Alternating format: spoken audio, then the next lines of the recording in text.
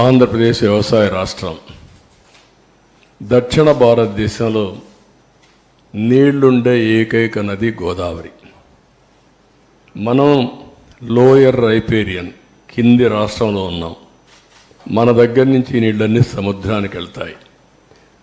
దగ్గర ఆవరేజ్న 3000 టీఎంసీ నీళ్లు తలసరి ప్రతి ఒక్క సంవత్సరం సముద్రంలోకి వెళ్ళే పరిస్థితి ఉంది. ఈ నీళ్ళన్నీ కానీ ఉపయోగించుకుంటే రాష్ట్రాన్ని కరువు రహిత రాష్ట్రంగా, డ్రౌట్ ప్రూఫ్ స్టేట్గా చేసేందుకు అవకాశం ఉంది. డెల్టా స్థిరీకరణతో పాటు ఉత్తరాంధ్ర, రాయలసీమ తాగునీరు, సాగునీరు దించే బహుళార్థ సాధక జాతీయ ప్రాజెక్టు. అదే మరుగా ఈ వరదలు ఇవన్నీ వచ్చినప్పుడు కానీ మామూలుగా కానీ జల విద్యుత్తు, హైడ్రో అనేది చాలా ముఖ్యం. ఇప్పుడు సోలార్ విండ్ వచ్చింది. సోలార్ డే టైం వస్తుంది, విండ్ నైట్ ఈవినింగ్ టైం వస్తుంది. మిగిలిన గ్యాప్ ఏదైతే మనకు కొన్నిసార్లు కరెంటు కొరత ఉంటుంది, పీక్ లోడ్ ఫ్యాక్టర్, అప్పుడు ఈ హైడల్ ఉంటే ఎప్పుడైనా ఆన్ చేసుకోవచ్చు, ఎప్పుడైనా ఆఫ్ చేసుకోవచ్చు. ఆ విధంగా కూడా హైబ్రిడ్ మోడల్ తేవడానికి ఐడల్ పవర్ చాలా ఉపయోగపడుతుంది. అలాంటి ప్రాజెక్ట్ ఇది. దీన్ని మనం చూస్తే 2014లో రాష్ట్ర విభజన జరిగింది, కానీ చాలా నష్టపోయామని అందరికీ ఆవేదన ఉంది. కానీ ఆ నష్టం కంటే 1924లో జరిగిన జగన్ విధ్వంసం రాష్ట్రానికి శాపంగా మారింది. దానికంటే ఎక్కువ నష్టం జరిగింది. ఇది రాష్ట్రంలో ఉండే ప్రజానీకం అంతా కూడా చర్చ చేయాల్సిన అవసరం ఉంది. నెక్స్ట్, ఈ ప్రాజెక్టు ప్రొఫైల్ ఒకసారి మనం చూస్తే 194 టీఎంసీ నీళ్లు నిలవబెట్టే పరిస్థితి ఉంది. 322 టీఎంసీ నీళ్లు సద్వినియోగం, అంటే ఇప్పుడుండే కెనాల్స్ అన్నీ ఉపయోగించుకుంటే. ఇంకా మనం కానీ కరెక్ట్గా కానీ ఆ కెనాల్స్ అవన్నీ ఇచ్చేస్తే సముద్రంలోకి పోయే నీళ్లు డైవర్ట్ చేయగలిగితే ఒక 500 లేకపోతే ఒక 700 టీఎంసీ నీళ్లు కానీ డైవర్ట్ చేసుకుంటే రాష్ట్రంలో అన్ని ప్రాంతాల్లో అక్కడుండే నీరు ఇది కలుపుకుంటే కరువు అనే మాట ఉండదు. ఇది చాలా ముఖ్యమైన విషయం. ఇప్పుడు ఈ ప్రాజెక్టులో ఉండేది 7,20,000 ఎకరాలకు సాగునీరు అందించడం, 23,50,000 ఎకరాలు ఆయకట్టు స్థిరీకరణ చేయడం, 28,50,000 మందికి త్రాగునీరు ఇవ్వడం, 960 మెగావాట్ల విద్యుత్ ఉత్పత్తి, వాటర్ టూరిజానికి చాలా ఇది ఉంది, అవకాశం ఉంది. పరిశ్రమలు కూడా ఫుల్గా నీళ్ళు ఇచ్చే పరిస్థితి వస్తుంది. నెక్స్ట్, ఇది ఒక చిరకాల వాంఛ. ఏదైతే 1941 నుంచి ప్రజల కళ ఇది. ధవళేశ్వరం కట్టినప్పుడు కాటన్ ద్వారా ధవళేశ్వరంలో కట్టాలన్నా లేకపోతే పైన కట్టాలని ఆలోచించినప్పుడు తర్జన భర్జన పడి డబ్బులు లేవనే ఉద్దేశంతో అప్పట్లో ధవళేశ్వరంలో కట్టారు, బ్యారేజ్ కట్టారు. లేకుంటే అప్పుడే కట్టాల్సింది. ఇంకొక పక్క 50 లక్షల క్యూసిక్స్ ప్రవాహాలని నది డైవర్ట్ చేసే ప్రాజెక్ట్ ఇది. చైనాలో ఉండే 3 గేజెస్ కూడా మీరు చూస్తే గార్జెస్ చూస్తే దీనికంటే తక్కువ. ప్రపంచంలోని అతి ఎక్కువ నీళ్లు డైవర్ట్ చేయడమే కాకుండా ప్రవహించే నది ఈ గోదావరి నది. ఇంకొక పక్కన ఇది డయాఫామ్ వాల్ మీరు చూస్తే చాలా సెన్సిటివ్. 90 మీటర్స్ కింది వరకు డయాఫామ్ వాల్ స్పెషల్ టెక్నాలజీతో పూర్తి చేశాం. అలాంటి సున్నితమైన డయాఫామ్ వాల్ ఇది. ఇంకొక పక్కన 20 మీటర్ల ఎత్తు, 16 మీటర్ల వెడల్పు ఉన్న అతి భారీ గేట్లు, బిగ్గెస్ట్ గేట్స్. ఇంకొక పక్క 390 కిలోమీటర్ పొడవున్న కుడి ఎడమ కాలువలు. అటు ఉత్తరాంధ్ర ఇటు వచ్చే కొందికి రైట్ మెయిన్ కెనాల్ రెండు కూడా 390 కిలోమీటర్స్ ఉన్నాయి. ఇంకొక పక్క ఇప్పుడు జరిగే పెద్ద ప్రాజెక్టులో ఒకటి, భవిష్యత్తులో కూడా ఇంత పెద్ద ప్రాజెక్టు మనం నిర్మాణం చేయబోం. ఇదే లాస్ట్. ఇండియాలో కానీ ప్రపంచంలో కానీ ఒకసారి చూసి అనలైజ్ చేస్తే ఇంత పెద్ద ప్రాజెక్టు మళ్ళా వస్తూనే ఇది కూడా లేదు. అదే మరి ఇంకొక పక్కన 24 గంటల్లో 32,315 క్యూబిక్ మీటర్ల కాంక్రీట్ పనులు చేసి గిన్నెస్ రికార్డు కూడా సాధించారు ఆ రోజు. ఈరోజు చూస్తే ఏ ప్రాజెక్టులో నిర్వహించిన కాంక్రీట్ పనులు పోలవరంలో చేయడం జరిగింది. ఇవన్నీ కూడా సైలెంట్ ఫ్యూచర్స్ కొన్ని మాత్రం. నెక్స్ట్, ఈరోజు మీరు చూస్తే ఓసారి ప్రాజెక్ట్ యొక్క ప్రొఫైల్, ఈ ప్రాజెక్ట్ని ఆ రోజు బైఫర్కేషన్ యాక్ట్లో పెట్టారు. కానీ ముంపుకు గురయ్యే 7 మండలాలు తెలంగాణలో పెట్టారు. నేను ముఖ్యమంత్రిగా ఎన్నికయ్యాను, ఢిల్లీకి వెళ్ళాను. ఆ రోజు కూడా ఎన్డీఏతో పొత్తుంది. ఢిల్లీకి వెళ్తానే నేను ఒకసారి నా అనుభవంతో, ఎందుకంటే అపోజిషన్గా నేను ఫైట్ చేశాను, అనుభవం ఉంది ఇరిగేషన్లో. ఎప్పుడు నేను ముఖ్యమంత్రిగా, అప్పటికే 9 ఏళ్ళు నేను ముఖ్యమంత్రిగా ఉన్నాను, నాకు ఒక ఐడియా ఉంది. మొత్తం స్టడీ చేశాను. స్టడీ చేస్తే ఆ 7 మండలాలు కానీ ముంపుకు గురయ్యే మండలాలు ఇక్కడ ఇవ్వకపోతే, వాళ్ళు అడ్డం పెడితే ఇంకా చరిత్ర ప్రాజెక్ట్ అంతా ఎప్పటికీ పూర్తి కాదు. ఆ రోజు నేను ఇవన్నీ ఆలోచించి ఎట్టి పరిస్థితిలో ఒకటే కోరాను. ఆ రోజు ఎన్డీఏ ప్రభుత్వం, నరేంద్ర మోడీ గారు లీడర్ ఆఫ్ ది హౌస్ అయ్యారు. కానీ ప్రమాణ స్వీకారం చేయక మునుపు మీరు కానీ ఈ 7 మండలాలు మాకు ఇవ్వకపోతే నేను ప్రమాణ స్వీకారం చేసినప్పుడు వేస్ట్ అవుతుంది. అవసరమైతే సాధించే వరకు నేను ప్రమాణ స్వీకారం చేయను. ఒక కాన్స్టిట్యూషన్ డెడ్ లాక్ వచ్చినా పర్వాలేదు, ఇది చాలా క్లియర్గా నేను మీకు చెప్పాలి కాబట్టి చెప్తున్నాను చెప్పి చాలా స్పష్టంగా చెప్పాను. అప్పుడు వెంకయ్య నాయుడు, రాజ్నాథ్ సింగ్, ప్రధానమంత్రి మోడీ గారితో మాట్లాడి ఫస్ట్ టైం ఆర్డినెన్స్ ఇష్యూ చేసి ప్రెసిడెంట్ ఆఫ్ ఇండియాను మెప్పించారు ప్రణబ్ ముఖర్జీని. ఎందుకంటే ముందు మీరు పార్లమెంట్ మెంబర్స్ సమావేశం పెట్టారు, ఫస్ట్ పార్లమెంట్ మెంబర్స్ అంతా ప్రమాణ స్వీకారం చేయాలి, తర్వాత బిజినెస్ ఇది ఎట్లా పెడతారంటారని ఆయనకి చెప్పి మెప్పించి ఆయన ఒప్పుకున్న తర్వాత ఆర్డినెన్స్ పాస్ చేసి క్లియరెన్స్ చేసిన తర్వాత పార్లమెంట్ సమావేశాలు పెట్టి మెంబర్స్ అంతా కూడా ప్రమాణ స్వీకారం చేసే పరిస్థితికి వచ్చారు. ఇంకొక పక్కన డిజైన్లు అన్నిటి క్లియరెన్స్ వచ్చాయి. 5 ఏళ్లలో 72% పనులు పూర్తి చేశాం. 11,762 కోట్ల రూపాయలు ఖర్చు పెట్టాం. డిపిఆర్ 2 55,545 కోట్లకు సాంకేతిక కమిటీ ఆమోదం తెప్పించాం. 31 సార్లు క్షేత్రస్థాయి పర్యటన చేశాను ప్రాజెక్టుకి.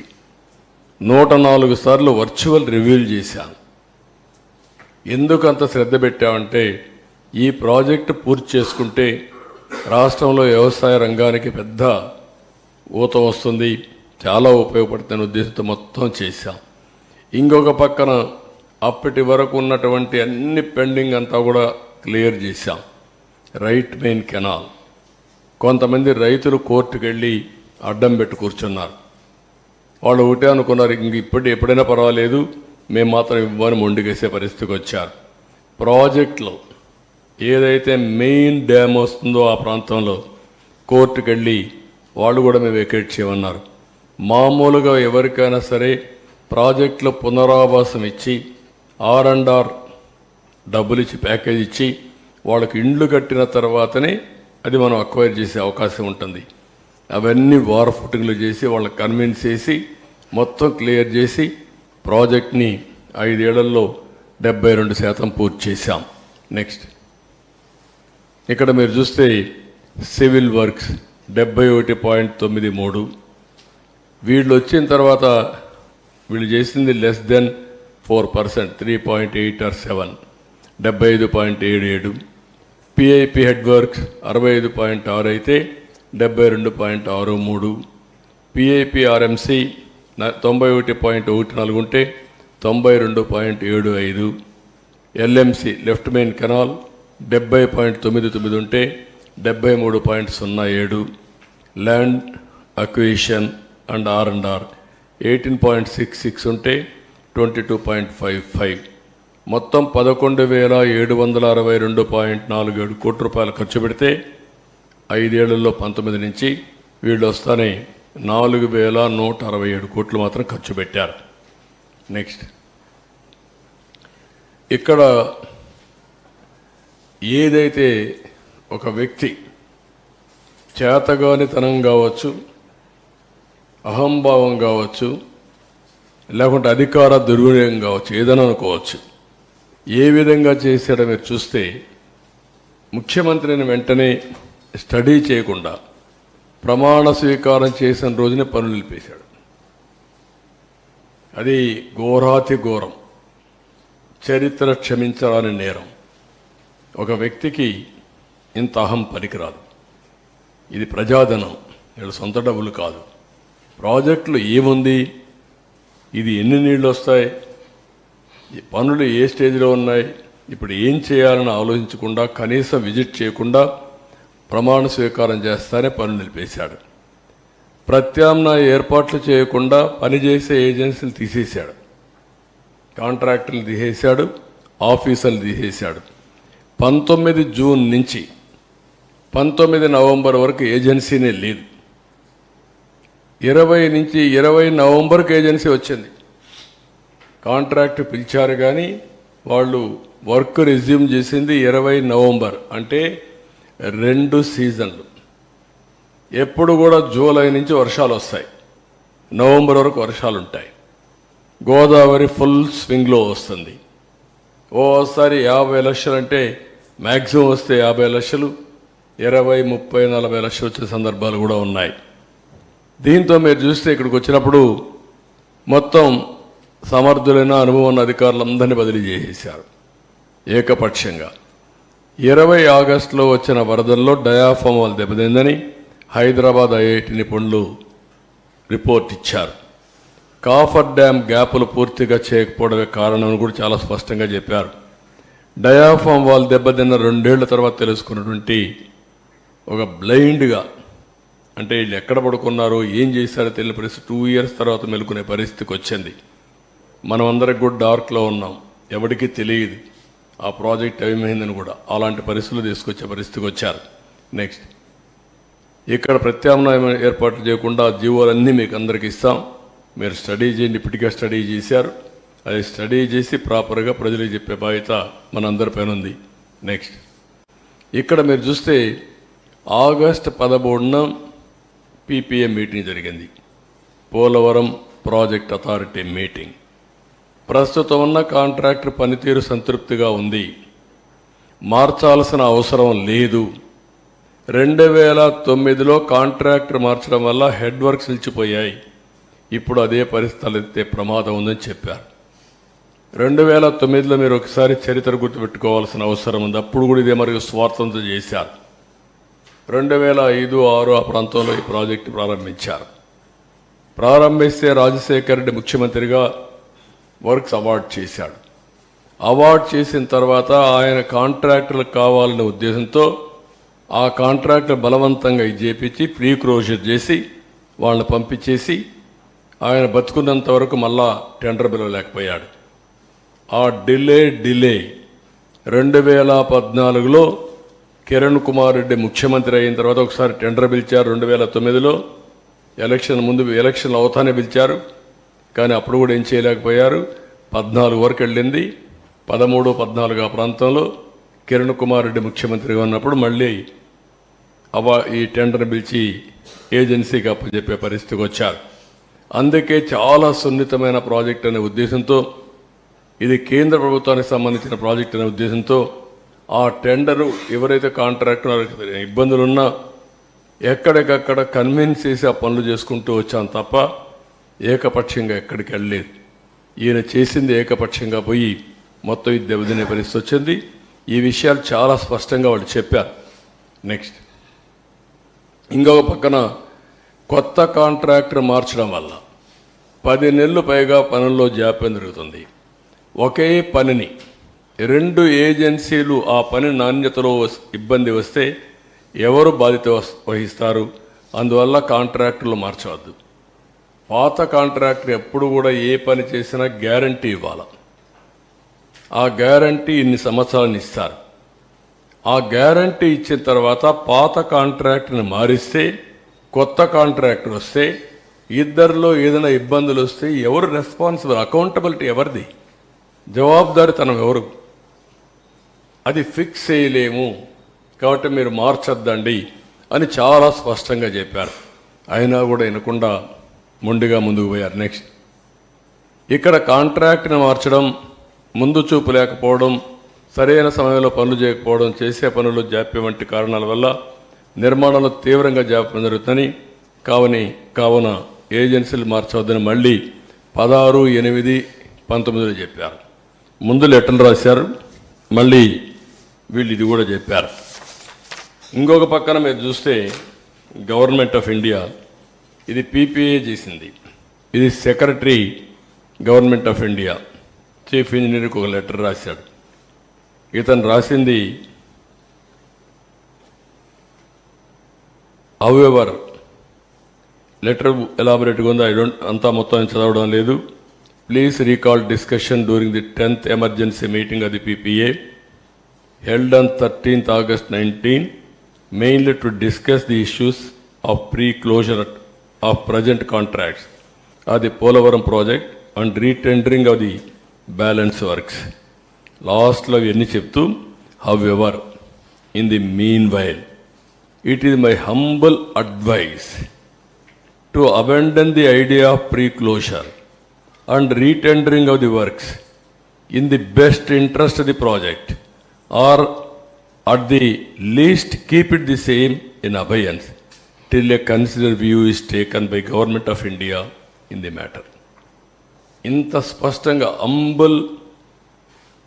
చాలా అతను ఎంత హంబుల్ అడ్వైస్ ఇది చెప్పితే ఇది కూడా లెక్క పెట్టుకోకుండా ప్రాజెక్ట్ని కాంట్రాక్ట్ని క్లోజ్ చేసి మేము క్లోజ్ చేసాం, మాకు అన్నీ తెలుసు అనే అజంతో ఇష్టానుసారంగా చేసి టెండర్ మార్చిన తర్వాత, ఏజెన్సీ మార్చిన తర్వాత దాన్ని యాక్సెప్ట్ చేయమని గవర్నమెంట్ ఆఫ్ ఇండియాకు పీపీఏకి పంపించే సాహసం చేశారు.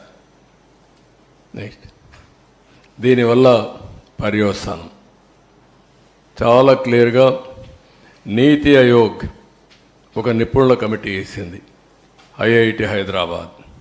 దాంట్లో పేజ్ నెంబర్ 38 మీరు ఒకసారి చదువుకోవచ్చు క్లియర్గా. ఇక్కడ చూస్తే even though about 20 lakh cusics of flood in 2020 has caused havoc through deep scoring, length about 150 meters, level about -22 meters at 3 locations near to the ECRF dam, that is Coffer Dam Gap 1 and Gap 2. This cannot be considered under force majeure category. The reasons for this distinction can be attributed to inefficient planning due to untimely closure of gaps in the Coffer Dam. ఏవైతే copper డ్యాంలో చిన్న gap ఉందో ఆ ఏజెన్సీని మార్చకపోతే rainy season లోపల, flood వచ్చే లోపల అది close చేయాల్సిన బాధ్యత ఆయన పైన ఉంది. ఆ సమయంలో మార్చేశారు. ఆ సమయంలో మార్చి మళ్ళా డిపార్ట్మెంట్ లెటర్స్ రాశారు, ఈ టైంలో క్లోజ్ చేయకపోతే ప్రమాదం వస్తుంది అని చెప్పారు. అయినా పట్టించుకోలేదు, ఎవ్వడూ పట్టించుకోలేదు. దాని పర్యవసానం మీరు చూస్తే చాలా. ఇంకా నెక్స్ట్, దీంతో ఈరోజు డయాఫామ్ వాల్ 3 మేజర్ డ్యామేజ్ జరిగాయి. కాంక్రీట్ వర్క్లు మాత్రం స్పిల్వే మిగిలింది, డయాఫామ్ వాల్ డ్యామేజ్ అయింది. ఇంకొక పక్కన కాఫర్ డ్యాములు up stream, down stream 2 damage అయినాయి. మూడోది గైక్ బెండ్ డ్యామేజ్ అయింది.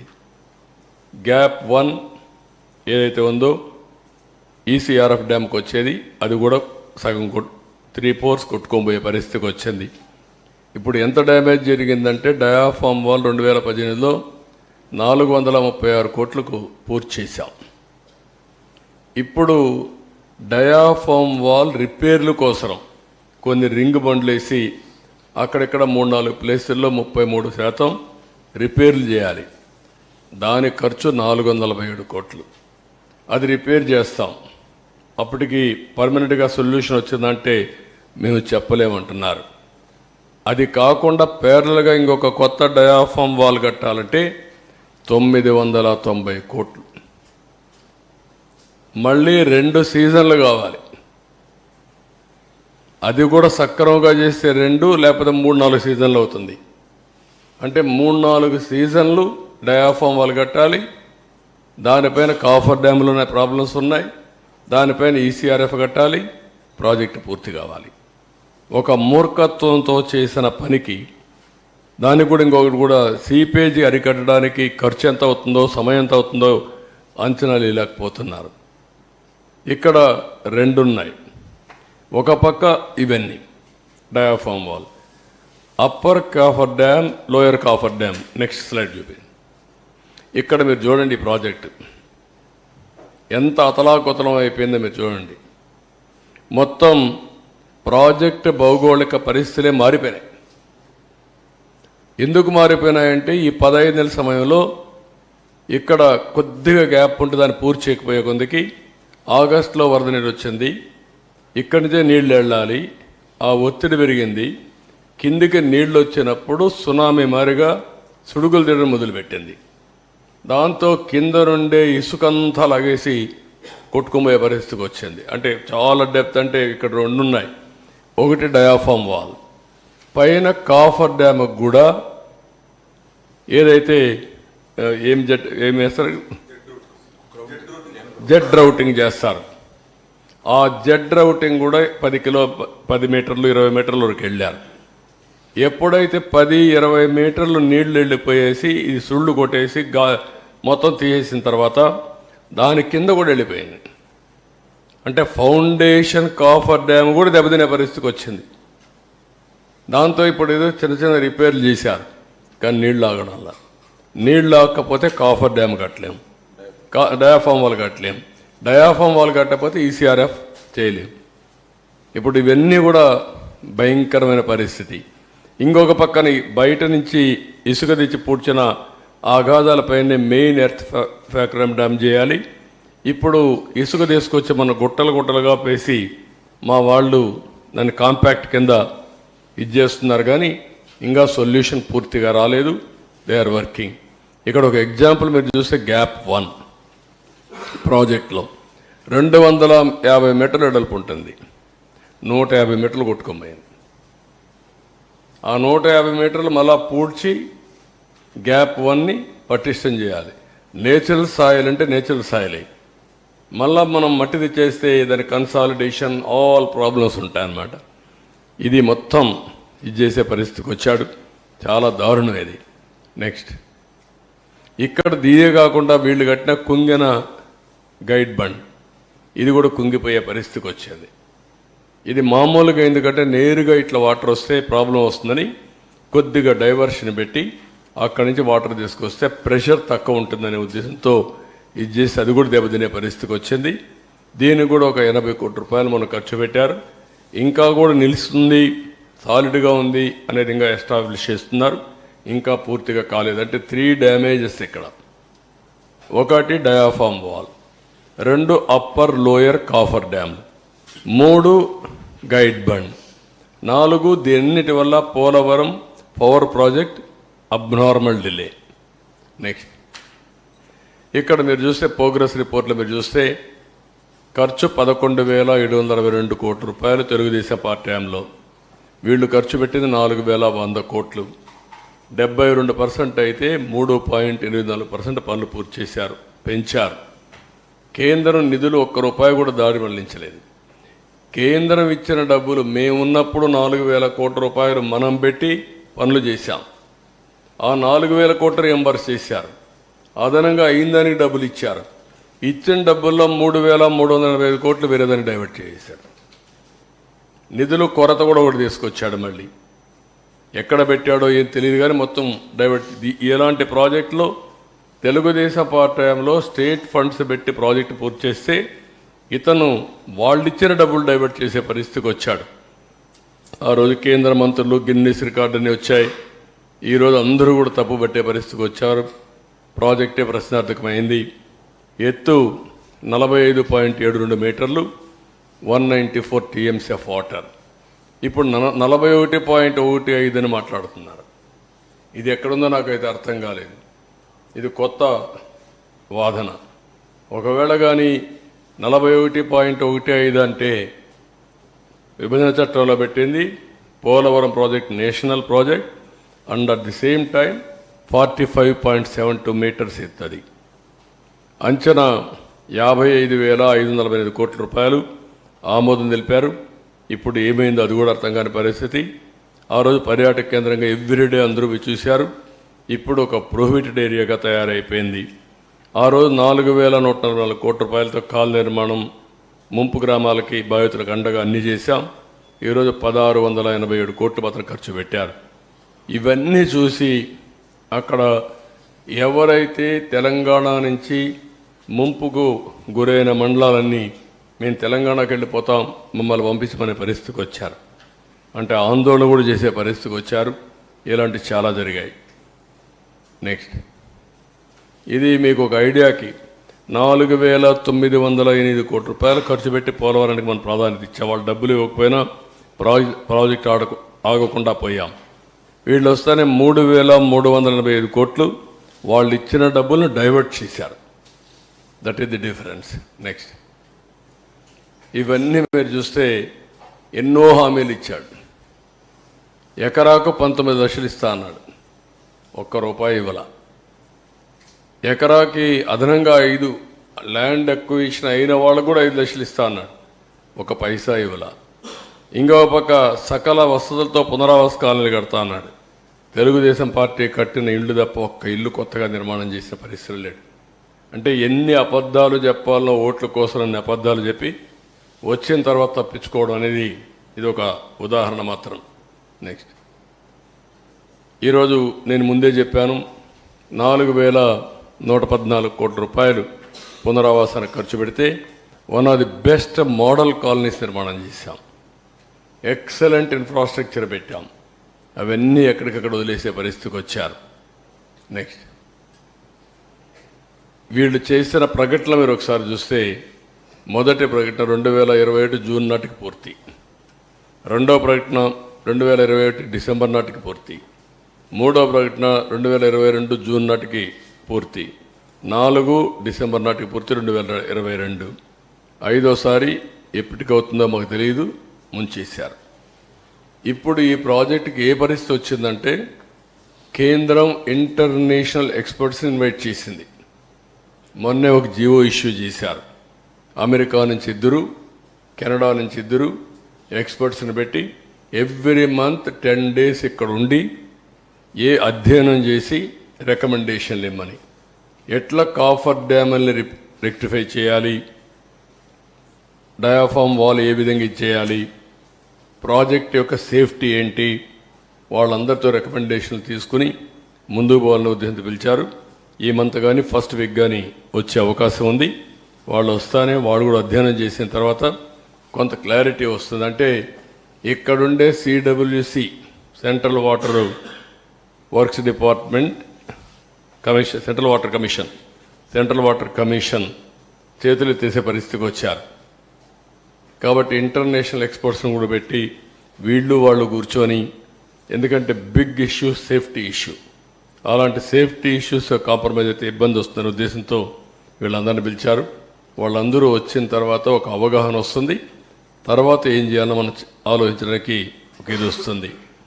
ఇది ఈరోజు చూస్తే మీరు హైడల్ ప్రాజెక్ట్ మొత్తం 2020 నాటికే పూర్తి అయ్యేది. ఈ రోజుటి వరకు ఇది పూర్తి కాలేదు కాబట్టి మినిమం 3,000 కోట్ల రూపాయల నష్టం వచ్చింది ఆపర్చునిటీ కాస్ట్. అది వచ్చుంటే ఒక 3,000 కోట్ల రూపాయలు ప్రభుత్వానికి ఆదా వచ్చేది. 960 మెగావాట్లు పవర్ జనరేట్ అయ్యేది. నెక్స్ట్, ఊరికే మా వాళ్ళు లెక్కేశారు కానీ ఇది కరెక్ట్ కాదు. దానికి కూడా ఈరోజు మొత్తం 4,900 కోట్ల రూపాయలు అదనంగా అవుతుందని, 4,900 కోట్లు. దాంతో మళ్ళా ఒకసారి చూస్తే project exclamation 38%. Every year delay అయితే ఆ ప్రాజెక్ట్ మళ్ళీ పెరుగుతూ వస్తుంది, కాస్ట్ పెరుగుతూ వస్తుంది. ఇప్పటికి 38% పెరిగిందని కాస్ట్. ఇంకొక పక్కన ఐడిల్ ప్రాజెక్ట్ వల్ల 3,000 కోట్లు, వ్యవసాయానికి నీరు అందకుండా పోయిందాని వల్ల ఒక 45,000 కోట్లు. ఇవన్నీ కూడా ఆపర్చునిటీ కాస్ట్లో జిఎస్డిపి, రైతుల ఆదాయం మొత్తం తగ్గిపోయే పరిస్థితి వస్తుంది. ఒక ప్రాజెక్ట్ వస్తే ఏ విధంగా లాభాలు వస్తాయి, ఏ విధంగా జిఎస్టీ పెరుగుతుంది, ఏ విధంగా పర్సనల్ ఇన్కమ్ పెరుగుతుంది అని ఒక ఉదాహరణ. ఆ రోజు కావాలని చెప్పి మాట్లాడింది అవినీతి జరిగిందని. అవినీతి జరిగిందని ఎంక్వైరీల మీద ఎంక్వైరీలు వేశారు. ఎక్కడా వీళ్ళ మనుషులను బంధువుని పెట్టుకున్నాడు, కానీ ఎక్కడా ప్రూవ్ చేయలేకపోయాడు. కడాన కేంద్ర ప్రభుత్వం కూడా పార్లమెంట్లో చెప్తూ ఎలాంటి అవినీతి జరగలేదని చాలా స్పష్టంగా సమాధానం చెప్పి ఢిల్లీ హైకోర్టు కూడా అఫిడవిట్ వేసినప్పుడు చాలా స్పష్టత ఇచ్చారు. దీంట్లో ఏమాత్రం అవినీతి జరగలేదు, చాలా స్పష్టంగా క్లియర్గా ఉందని చెప్పి చాలా క్లియర్ సర్టిఫికెట్ ఇచ్చే పరిస్థితికి వచ్చారు. అంటే ఒక వ్యక్తి పిచ్చి కుక్క అని అరిసి మంచి కుక్కను చంపేసినట్టు ఒక మంచి ప్రాజెక్ట్ని అవినీతి జరిగిందని నెపం పెట్టి ప్రాజెక్ట్ని మొత్తం కూల్చేసే పరిస్థితికి వచ్చాడు. ఒక దుర్మార్గమైన చర్య ఇది. ఇది చూస్తే చాలా ఆవేదన, బాధ, ఓసారి ఇరిటేషన్, కోపం కూడా వస్తుంది. 5 ఏళ్ళు కష్టపడ్డాం, కష్టం మొత్తం బూడిదలో పోసిన పన్నీరైంది. కనీసం అప్పుడు ఒక స్పష్టత ఉంది.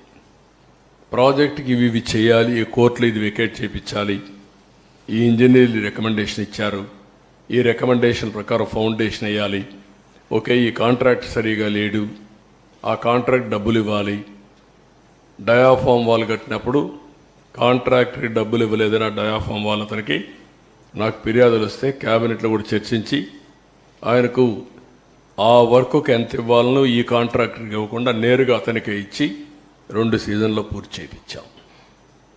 అలాంటి నిర్ణయాలు చాలా చేశాం. ఈరోజు అవన్నీ తలుచుకుంటే బాధేస్తుంది, గుండె తరక్కపోతుంది.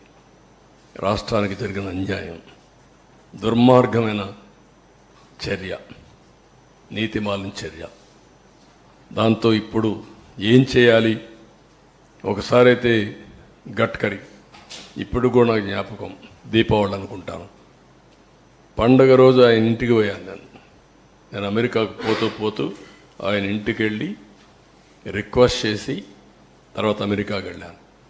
ఒకసారి గడ్కరీ, అదే మాదిరిగా అరుణ్ జైట్లీ ఫైనాన్స్ మినిస్టర్, ఇద్దరు ఉండి ఒక తెల్లవారితో నాకు సాయంత్రం మీ ప్రాజెక్టులో అన్నీ ఓకే కానీ ల్యాండ్ ఎక్విజిషన్కి సంబంధం లేదు, మాకేం సంబంధం లేదన్నారు. నాకు అప్పుడు ఆశ్చర్యం వేసింది. ఎట్లా అంటారా మీరు? Land acquisition part of project, ఇది ప్రాజెక్టులో ల్యాండ్ ఎక్విజిషన్ లేదంటారు, మీరు పునరావాసం లేదంటారు, పునరావాసం ల్యాండ్ ఎక్విజిషన్ లేకుండా ప్రాజెక్ట్ అయిపోతుందా అని రాత్రంతా స్టడీ చేసి ఆఫీసర్లు అందరినీ రాత్రంతా మేలుపెట్టి తెల్లవారికి ఒక నోట్ తయారు చేసి మళ్ళా నేను గడ్కరీ దగ్గరికి వెళ్ళి అదే మరి అరుణ్ జైట్లీకి వెళ్ళి, నువ్వు సుప్రీంకోర్టు లాయర్వి, నువ్వు అర్థం చేసుకో, నువ్వే చెప్పు, ఒక ప్రాజెక్ట్ నేను యాక్ట్ చెప్తున్నా, నేను ఆర్గ్యూ చేసిన తర్వాత ఆయన కూడా ఇంకేం మాట్లాడకుండా నువ్వు చెప్పింది రైట్ అనే పరిస్థితికి వచ్చాడు. అంటే ఎంత కష్టపడ్డాం, ఎంత శ్రమపడ్డాం, ఏ విధంగా ఒక్కొక్కరిని కన్విన్స్ చేశాం, ఎన్ని అవరోధాలని స్టెప్ బై స్టెప్ దాటుకుంటూ వచ్చాం, ఏ విధంగా పూర్తి చేసినాం అనుకున్నప్పుడు ఇప్పుడు జరిగింది చూసి చాలా బాధేస్తుంది. రాష్ట్ర ప్రజలందరూ అర్థం చేసుకోవాల్సిన అవసరం ఉంది. ఈ ప్రాజెక్ట్ని పూర్తిగా సర్వనాశనం చేయడానికి వైఎస్ఆర్ కాంగ్రెస్ పార్టీ అహంభావంతో జగన్ చేసినటువంటి దుస్సాహసం, నేను ఆ వర్డ్ వాడుతున్నా, దుస్సాహసం, దాంతో ఈ విధంగా ఏ పరిస్థితి వచ్చింది. అందుకే నేను ఒక మాట చెప్పాను, అర్హత లేని వాళ్ళకి అధికారం వస్తే ఇవే జరుగుతాయి. ముఖ్యమంత్రిగా కాదు, రాజకీయాలకే అర్హత లేని వ్యక్తులు, అది ప్రజలందరూ అర్థం చేసుకోవాల్సిన అవసరం ఉంది. ఒకరిద్దరు ఆంబోతుల మారిగా మాట్లాడచ్చు, మమ్మల్ని విమర్శించవచ్చు, అది కాదు ఇక్కడ ఇష్యూ. ఎవడైనా సరే, బుద్ధి జ్ఞానం ఉండేవాడు ఎవడైనా సరే ఆలోచించాలి. మాట్లాడితే కాఫర్ డ్యామ్కి డయాఫామ్ వాల్కి వ్యత్యాసం తెలియని వ్యక్తులు, ఎక్కడ కాఫర్ డ్యామ్ ఉందని ఎత్తుక్కునే వ్యక్తులు, ప్రాజెక్టు తిరిగిపోయి కాఫర్ డ్యామ్ ఎక్కడుంది అని ఎత్తుక్కునే వ్యక్తులు అన్నమాట. అన్ని ప్రాజెక్టులు కాఫర్ డ్యాములు ఉన్నాయి అని మాట్లాడే వ్యక్తులు ఇది కట్టలేదు అది కట్టలేదు అంటారు. సిడబ్ల్యూసి గవర్నమెంట్ ఆఫ్ ఆంధ్రప్రదేశ్ అందరూ కూర్చొని ఈ ప్రాజెక్ట్ని పూర్తి చేయాలంటే, తొందరగా పూర్తి కావాలంటే ఈ పనులన్నీ కావాలి అని ఒక పద్ధతి ప్రకారం అట్ వన్ స్టేజ్ చాలా చర్చలు జరిగాయి. అసలు కాఫర్ డ్యామ్ అవసరమా లేదా, కాఫర్ డ్యామ్ లేకుండా ప్రాజెక్టు కట్టగలుగుతామా అని కూడా చర్చలు జరిగాయి. కాదు, సేఫ్టీ ఉంది, ప్రాబ్లమ్స్ ఉన్నాయి, కాఫర్ డ్యామ్ కూడా పర్మనెంట్ కాదు. కాఫర్ డ్యామ్ 2 ఏళ్ళలో 3 ఏళ్ళలో ఉంటుంది. వాటర్ డైవర్షన్కే కాఫర్ డ్యామ్. ఆ డైవర్షన్ ఒక 2 ఏళ్ళలో అది కూడా వీక్ అవుతుంది. తర్వాత అది కూడా దాని లైఫ్ కూడా ఒక 4-5 ఎన్నేళ్ళు అండి ఇది? 3 years 4 years? 3 to 4 years అంతే. కాఫర్ డ్యామ్లో 3 to 4 years. అంత లోపల డయాఫామ్ వాళ్ళు వేసుకుని దానిపైన ఈసీఆర్ఎఫ్ కట్టి మొత్తం పూర్తి చేస్తే స్టెబిలైజ్ అయిపోతుంది ప్రాజెక్ట్. ఇది బాధాకరమైన సంఘటన. అందుకే ఫస్ట్ పేపర్ అతి సున్నితమైన ప్రాజెక్ట్, రాష్ట్రానికి జీవనాడి. ప్రజలకి ఈ ప్రాజెక్టు పూర్తయింటే చాలా సౌత్ ఇండియాలో నీటి సమస్య అనేది లేకుండా చేయడమే కాకుండా వేరే రాష్ట్రానికి మనం నీళ్ళు ఇచ్చే పరిస్థితి వచ్చేది. అటు తమిళనాడుకు తాగునీరు కానీ, ఒకవేళ తెలంగాణకు నీళ్ళు ఇచ్చే పరిస్థితి వచ్చేది. నేరుగా నాగార్ సరస్సు తీసుకుపోగలిగితాయి. లెఫ్ట్ మెయిన్ కెనాల్ ద్వారా గ్రావిటీతో తెలంగాణకు నీళ్ళు వస్తాయి. ఒకప్పుడు తెలంగాణలో నేను ముఖ్యమంత్రిగా ఉన్నప్పుడు మీరు చూస్తే లెఫ్ట్ మెయిన్ కెనాల్ నల్గొండకు వచ్చి, ఖమ్మానికి వచ్చి, ఇక్కడ తిరువూరుకు వచ్చి, అక్కడి నుంచి నూజివీడుకు వచ్చి ఈ చింతలపూడి వరకు ఈ ఏరియా అంతా వచ్చేది, నూజివీడు వరకు వచ్చేది. నేను ఒకేసారి డిఎస్పీలని, ఆర్డీఓల్ని మొత్తం ఎస్కార్టింగ్ పెట్టి వాటర్ పుష్ చేశాను. ఒక్కసారి నీళ్లు తీసుకురాగలిగాను. దానికి కౌంటర్గానే ఈరోజు చింతలపూడి ప్రాజెక్టు పెట్టాం. లెఫ్ట్ మెయిన్ కెనాల్కి వచ్చే ఆయకట్టు అంతా కూడా చింతలపూడి లిఫ్ట్ ఇరిగేషన్ ద్వారా ఇవ్వాలని. ఇది ఆ రోజు కూడా ఇక్కడనే ఏదైతే వైకుంఠపురం ప్రాజెక్టు కట్టి తద్వారా నీళ్లను అక్కడ తీసుకొచ్చి నాగార్జున సాగర్ రైట్ మెయిన్ కెనాల్కి ఇస్తే తద్వారా ఆ ప్రాజెక్ట్ వల్ల మొత్తం నాగార్జున సాగర్లో ఆయకట్టంతా కవర్ అవుతుంది. ఆ నీళ్లు శ్రీశైలం నిలబెట్టి రాయలసీమకి ఇవ్వచ్చని చాలా మొన్న కూడా మీకు అందరికీ చాలా ఎడ్యుకేట్ చేశాను నేను.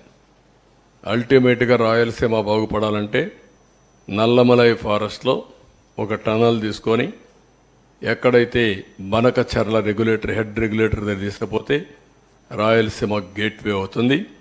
నవేడేస్ పెద్దగా టన్నల్స్ కూడా పెద్ద సమస్య కాదు. రోడ్ టనల్స్ కొడుతున్నారు, రైల్వే కొడుతున్నారు, అన్నీ వస్తున్నాయి.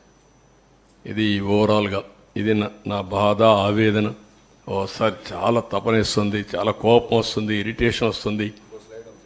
అయినా కూడా ఇది సరే, వీళ్ళ ప్రకటనలు అది వినాల్సిన పనులు కూడా మీరు చాలాసార్లు విన్నారు. ఏంటి ఏనండి సరిపోతుంది. ప్రాజెక్టు పనులు మొదలైపోయాయి. ప్రాజెక్టు 2021 జూన్ నాటికి కంప్లీట్ చేస్తాము, నీళ్ళు ఇస్తామని కూడా ఖచ్చితంగా చెప్తాము. ప్రాజెక్టు మంచి స్పీడ్లో జరుగుతూ ఉంది. ప్రాజెక్టు బాగా కూడా పనిచేస్తూ ఉంది. బాగా కూడా వర్కులు కూడా జరుగుతూ ఉన్నాయి. అధ్యక్ష, ఈ ప్రాజెక్టు 1 minute మీరు అక్కడ మాట్లాడినప్పుడు చూశారు. 2021లో మాట్లాడుతున్నాడు. 2021 అసెంబ్లీలో ప్రాజెక్ట్ స్పీడ్గా జరుగుతుందంటాడు. అప్పుడు మునిగిపోయింది. వీళ్ళని ఏం చేయాలంటే వీళ్ళు ముఖ్యమంత్రులుగా పెట్టుకోవడం అనేది మన దౌర్భాగ్యమే కదా. ఇదే అతను మాట్లాడే మాటలు. నెక్స్ట్ ఖరీఫ్ 2022 నాటికి నీళ్ళు ఇచ్చే పరిస్థితి తీసుకొని వస్తానని కూడా ఖచ్చితంగా కూడా చెప్తా ఉన్నాను అధ్యక్ష. ఆ అవరోధాలన్నీ కూడా అధిగమించి ఈ ప్రాజెక్టును 2023 ఖరీఫ్కు కల్లా ఈ ప్రాజెక్టు పూర్తి చేస్తామని చెప్పి చెప్తా ఉన్నాం. సో ఇవన్నీ కూడా అధిగమించి ఇప్పుడు దేవుని దయ వల్ల కొంచెం గాడిలో పడింది. 2025 ఖరీఫ్ కల్లా ఖచ్చితంగా గోదావరి పోలవరం ప్రాజెక్టు పూర్తి చేసి నీళ్లు కూడా పెట్టే పరిస్థితి వస్తుంది. జూలై ఆగస్టులో ఆ వరద 2025 జూలై ఆగస్టులో 41.15 మీటర్లలో నీళ్లు పెట్టే పరిస్థితి కూడా ఏది ఈ పోలవరం ప్రాజెక్ట్ అనేది వెరీ వెరీ కాంప్లికేటెడ్, అంత తేలిగ్గా అర్థం కాదు. ఏంటి అంత అర్థం కాదని గట్టిగా చెబుతున్నారంటే నాకు అర్థం కాలేదు కాబట్టి. నేను అనేక సార్లు విజిట్ చేసి స్టడీ చేసి అనేక మంది అడ్వైజర్తో మాట్లాడిన తర్వాత నేను నిర్ణయం తీసుకున్నా, ఇది ఇప్పుడు పూర్తయ్యేది కాదు అని చెప్పిన మొదటి వ్యక్తిని నేను. విన్నారు కదా ఎంత హాస్యం అయిపోయిందో. ఓకే ఒక సెకండ్ వన్ మైక్. 1770 కోట్లు మాత్రమే పన్ను మిగిలాయి. వీళ్ళు రివర్స్ టెండర్లో పిలిచినప్పుడు 1548.13 కోట్లకి మేఘాకి ఇచ్చారు. సో వాళ్ళ పనులు అప్పుడు వీళ్ళు దాదాపు 600 కోట్లు మిగిల్చామని టప్పాలు కొట్టారు. ఇప్పుడు ఈ కొట్టుకుపోవడం వల్ల 20,000 కోట్ల నష్టం ఏర్పడింది. దీనికి బాధ్యత వహిస్తారు. మీరే ఫిక్స్ చేయాలి అంటే నేను అడిగేది సీరియస్గా అడుగుతున్నా. ఎందుకంటే ఎవరు పాపం చేశారో వాళ్ళు అదే దాన్ని ఏ విధంగా ఫిక్స్ చేయాలి ప్రజలందరూ ఆలోచించాలి. అక్కడ చర్యలుంటే యాక్షన్ కూడా తీసుకోవడం చాలా అవసరం. అదర్వైజ్ ఒక వ్యక్తి రాష్ట్రానికి ఇంత నష్టం చేయడం చాలా దుర్మార్గం. ఇది ట్యాక్స్ పేయర్స్ మనీ. ఎవరు ఖర్చు పెట్టినా మీరు నేను ట్యాక్స్ కడితే ఆ డబ్బులే ఖర్చు పెడతాం. ఇది బాధ్యతారాహిత్యం. మీరు చెప్పింది కరెక్ట్, అది చాలా దుర్మార్గం. ఇప్పుడు కేంద్రం 15,511.13 కోట్లు ఇవ్వడానికి సిద్ధమైంది. క్యాబినెట్లో నోటు కూడా రెడీగా ఉంది. దాని మీద మీరు ఏమైనా పర్సూ చేస్తారా? నేను పర్సూ చేయడం డెఫినెట్గా చేస్తాను. ఒకటి టెక్నికల్గా వేర్ ఆర్ వీ, నేను మీకు చాలా స్పష్టంగా చెప్పాను. 33% డయాఫామ్ వాల్ డ్యామేజ్ అయింది 3-4 ప్లేసెస్లో. అవి కూడా రింగ్ బండేసి సరిపోతుందని చూపించారు నాకు, రింగ్ ఫెన్సింగ్ కింద. ఒక వర్షన్ ఆ 3-4 ప్లేస్లే కాదు, ఇంకా ఎక్కడ ఉండొచ్చో మేము డెఫినెట్గా చెప్పలేమంటున్నారు. దాని ఎస్టిమేషన్ మీకు చెప్పాను. అది అయిన తర్వాత రెండోది కాఫర్ డ్యాముల ద్వారా లీక్ అవుతుంది వాటర్. ఇంకా స్వీపేజ్ ఉంది. అది యాక్సెప్టబుల్ లెవెల్ కంటే స్వీపేజ్ ఎక్కువ ఉంటే అది రెక్టిఫై చేయకుండా ప్రాజెక్ట్ ముందుకు పోలేదు. సేఫ్టీ కానీ ఫ్యూచరిస్టిక్ ఇవన్నీ అది ఇంకా తేలలేదు. ఈ రెంటికే ఇప్పుడు కమిటీ యుఎస్ఏ నుంచి 2 ఎక్స్పర్ట్స్ వెళ్ళేశారు. ఇప్పుడు ఇక్కడుండే ఇంజనీర్లు కూడా రిస్క్ తీసుకోవాలంటే భయపడే పరిస్థితికి వచ్చారు.